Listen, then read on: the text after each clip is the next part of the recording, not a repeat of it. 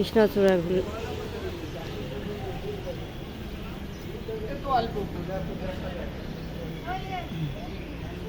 কৃষ্ণচূড়ার ঢালে রাঙিয়ে লালে লালে সে রং হৃদয়ে ছড়া, কি সুন্দর। আমি এখানে আমাদের আশপাশেই দেখো কত সুন্দর কৃষ্ণচূড়া। ওয়াও, কৃষ্ণচূড়া আসলে কি পাড়ার পরে এগুলা হাতের মধ্যে নিলে একটু ভালো লাগে না, এগুলো গাছের ভিতরে যত সুন্দর, গাছে এগুলোর সৌন্দর্য বেশি। আরো ফুটবে, এখনো ফুটে উঠে নাই সব, এই যে এগুলাতে ফুটবে, এই যে মাত্র কোলে এসেছে।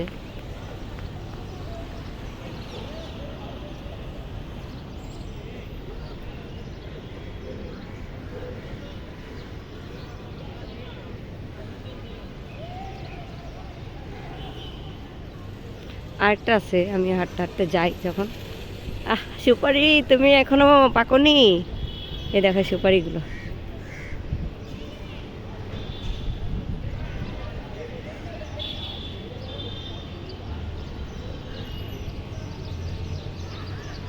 পাম অয়েল পুরো পাকছে তো দেখি।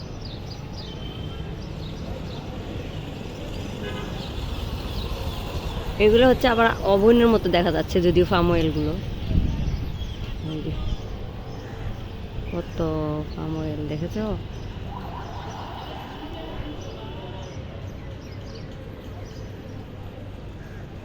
হ্যাঁ, এখন আমার সামনেই আছে যে কৃষ্ণচূড়াগুলা, আমি একটু তাড়াতাড়ি যাই, না তো ভিডিও বড় হয়ে যাবে। বাদাম ধরে আছে, তাড়াতাড়ি যাও খাদিজা, তাড়াতাড়ি যাও। ওইখানে গাছে আরো বেশি ফুল, তাড়াতাড়ি তাড়াতাড়ি, কুইক কুইক।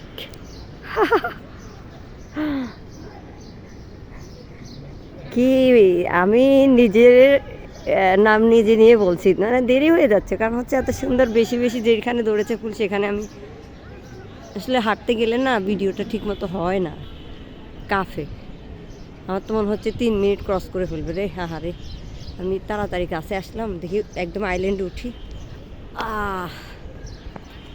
এই যে দেখেছো কৃষ্ণচূড়া, আমার ভীষণ ভালো লাগে কৃষ্ণচূড়া, বাট